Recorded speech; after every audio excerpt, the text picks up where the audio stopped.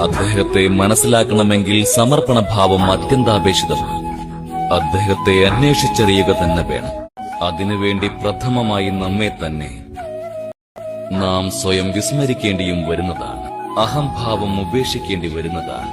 അദ്ദേഹത്തിന്റെ വിശാലമായ വ്യക്തിത്വത്തിന്റെ പ്രത്യേകതയാണിത്. അതിരുകളില്ലാത്ത സങ്കല്പങ്ങൾക്ക് പോലും അതിരുകളുണ്ടെന്ന് പ്രതീതമാകുന്നതാണ്.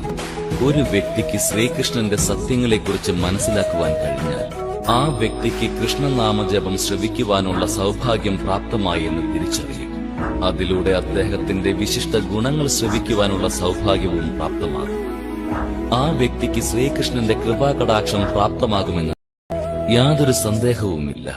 എന്നാൽ ഒരു വ്യക്തി ശ്രീകൃഷ്ണന്റെ സത്യമെന്തെന്ന് ശ്രവിച്ചതിനു ശേഷവും അദ്ദേഹത്തിന്റെ പരാജയം ആഗ്രഹിക്കുകയാണെങ്കിൽ ആ വ്യക്തിയുടെ വിനാശം സംഭവിക്കുമെന്നതിൽ സന്ദേഹമില്ല. ശ്രീകൃഷ്ണൻ എന്നാൽ തന്നെ സത്യമാണ്, സമ്പൂർണമായ സത്യം.